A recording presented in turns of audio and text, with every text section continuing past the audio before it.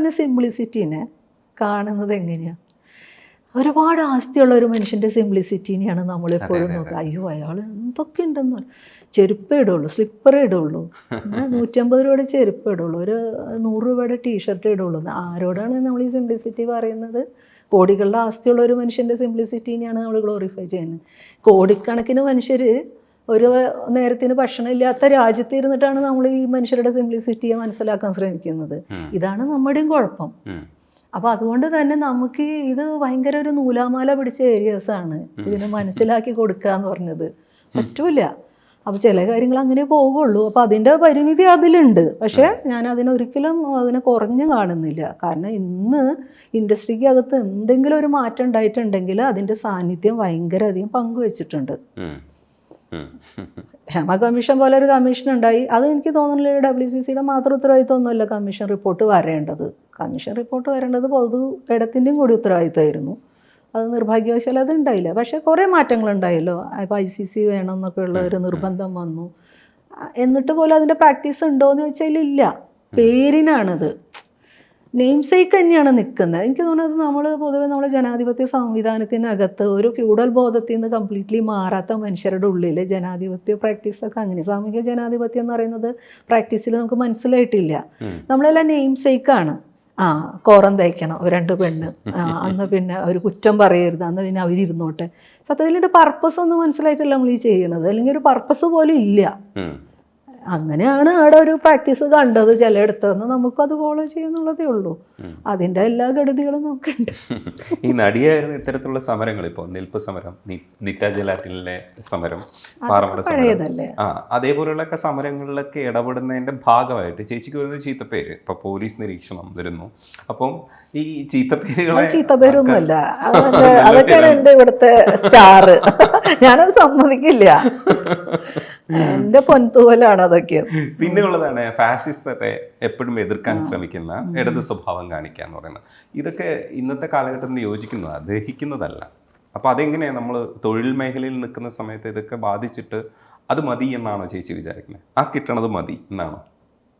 എനിക്കത് മനസ്സിലായില്ല. ഇതൊക്കെ എതിർത്തതിന് ശേഷം ഇങ്ങനെയൊക്കെ രാഷ്ട്രീയപരമായിട്ടുള്ള വെളിപാടുകളൊക്കെ ഉണ്ടാവുന്ന സമയത്ത് ചാൻസ് ഒക്കെ ഒരുപാട് കുറയാനുള്ള സാധ്യതയുണ്ട്.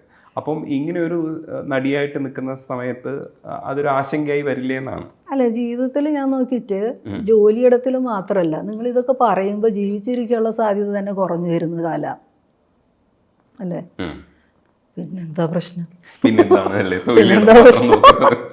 നിങ്ങൾ ഇതൊക്കെ പറയുമ്പോൾ ഇത്തരം കാര്യങ്ങളിൽ നിങ്ങൾക്ക് പൊസിഷൻ ഉണ്ടെങ്കിൽ ജനകീയ സമരങ്ങളിൽ ഫാസിസത്തിന്, ഹിന്ദുത്വ രാഷ്ട്രീയത്തിനെതിരെ, കോർപ്പറേറ്റിനെതിരെ, ലാൻഡ് ഇഷ്യൂവിൽ ഒക്കെ നിങ്ങൾക്ക് ഒപ്പീനിയൻ ഉണ്ടെങ്കിൽ നിങ്ങൾ ജീവിച്ചിരിക്കാനുള്ള സാധ്യത തന്നെ കുറവുള്ള ഒരു സ്ഥലമാണ്. അല്ലെങ്കിൽ നിങ്ങളുടെ സാമൂഹ്യ ജീവിതം തന്നെ അപകടത്തിലാവാനുള്ള സാധ്യതയുള്ള ഒരു രാജ്യത്ത് നമ്മൾ ജീവിക്കുന്നത്. അത് തൊഴിലിനെ മാത്രമായിട്ട് അത് ബാധിക്കുന്നത് ഞാൻ കാണുന്നില്ല. ഈ തൊഴിൽ, ജീവിതം, രാഷ്ട്രീയം ഇതൊക്കെ വേറെ വേറെ കമ്പാർട്ട്മെൻ്റായിട്ട് കൊണ്ടുപോകാൻ എന്തായാലും എനിക്ക് അറിഞ്ഞുകൂടാ. ഇതെൻ്റെ ജോലി എന്ന് പറഞ്ഞാൽ ഇങ്ങനെ ഒരു മൊത്തം പാക്കേജാണ്. അങ്ങനെയാണ് സമരം എന്നൊന്നും ഞാൻ പറയാം. എനിക്ക് ഇങ്ങനെ ജീവിക്കാൻ അറിയുള്ളൂ.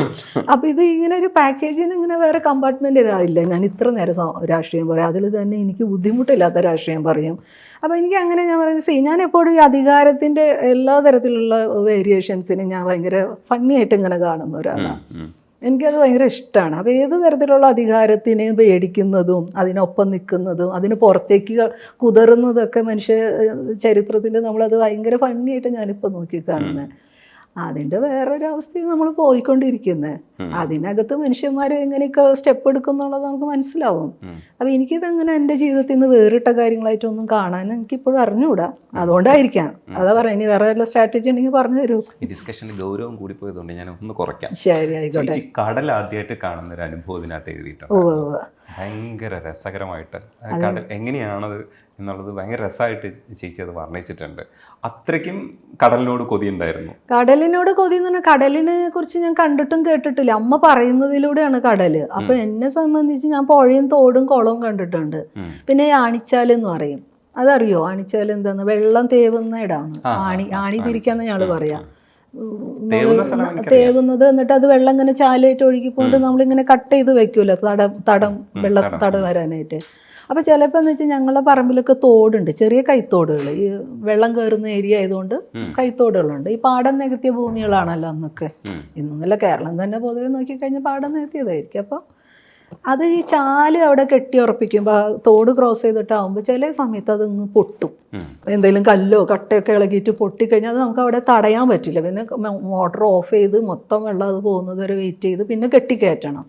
അപ്പോൾ ഇത് വലിയ ഫോഴ്സിലാണ് വെള്ളം ഇങ്ങനെ തള്ളുക. അപ്പോൾ ഞാനൊക്കെ നോക്കുമ്പോൾ അതാണ് എൻ്റെ മനസ്സിൽ തിര.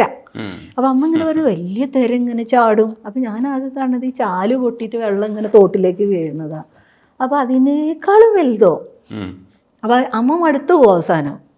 അപ്പോൾ ഞാൻ ഇങ്ങനെ അമ്മ വടി കുത്തിപ്പിടിച്ച് തിര വരുമ്പോൾ ചാടും എന്നൊക്കെ പറയുമ്പോൾ എൻ്റെ വിചാരം ഒരു തോടിനേക്കാളും കുറച്ചുകൂടി വലുപ്പമുള്ള ഒരു സ്ഥലത്ത് ഇവർ അമ്മയുടെ ആങ്ങളമാർ അങ്ങനെ ചെയ്തിട്ടുണ്ടാവാം. അപ്പോൾ ഈ വെള്ളം വന്ന് ഇവരെ മേത്തേക്ക് അടിച്ചിട്ടുണ്ടാവുന്നു, ഇത്രയൊക്കെ കൺസെപ്റ്റേ ഉള്ളൂ. അപ്പോൾ ഈ ഇത്രയും വലിയൊരു ഏരിയ മുഴുവനും കടലാണ്, വെള്ളമാണ് ഭൂമിയിൽ എന്നുള്ളതൊന്നും അന്നത്തെ കുട്ടിക്ക് അറിയില്ലല്ലോ. പിന്നെ സിനിമയൊന്നും കണ്ടിട്ടില്ല അതുവരെ. അപ്പോൾ സിനിമയിലൊക്കെ ആണെങ്കിൽ പിന്നെ എന്തെങ്കിലും പാട്ടോ എന്തെങ്കിലുമൊക്കെ ആയിട്ട് നമുക്ക് ഒരു കടൽ തീരമൊക്കെ കണ്ടേന്. ഇതതും അങ്ങനെയും കണ്ടിട്ടില്ല. പിന്നെ അങ്ങനെ കാണുമ്പോൾ ഇതിന് ചെവിയുടെ കേൾവി പ്രശ്നമുണ്ടല്ലോ. അപ്പോൾ മറ്റുള്ളവർക്കൊക്കെ ഇരമ്പൽ എന്താണെന്ന് മനസ്സിലാവുന്നുണ്ട്. ദേ കടലിരമ്പം കേൾക്കുന്നു, തിരടിക്കുന്ന ഒച്ച കേൾക്കുന്നു എന്നൊക്കെ പറയുമ്പോൾ എനിക്ക് അതും മനസ്സിലാവുന്നില്ല. കാരണം എനിക്കൊന്നും കേൾക്കുന്നില്ല. ഞാനിങ്ങനെ നടന്ന് എത്തുമ്പോഴും അമ്മ ദേ കടൽ. അപ്പോൾ എന്നെ സംബന്ധിച്ച് അത് ആകാശം മാത്രമാണ്. ഇങ്ങനെ വിജനമായ ലാൻഡും ആകാശമാണ്. പിന്നെ അടുത്തെത്തുമ്പോഴാണ് ഈ തിരകൾ ഇങ്ങനെ കാണുന്നത്. ഇത്രയും വെള്ളം, ഇത്ര ഏരിയ വെള്ളം, ഇമാതിരി തിര, അത് എനിക്കിങ്ങനെ ഉള്ളിലേക്ക് എടുക്കാനേ പറ്റുന്നില്ല. ഭയങ്കര ഒരു ശ്വാസം മുട്ടുന്ന സങ്കടവും സന്തോഷവും.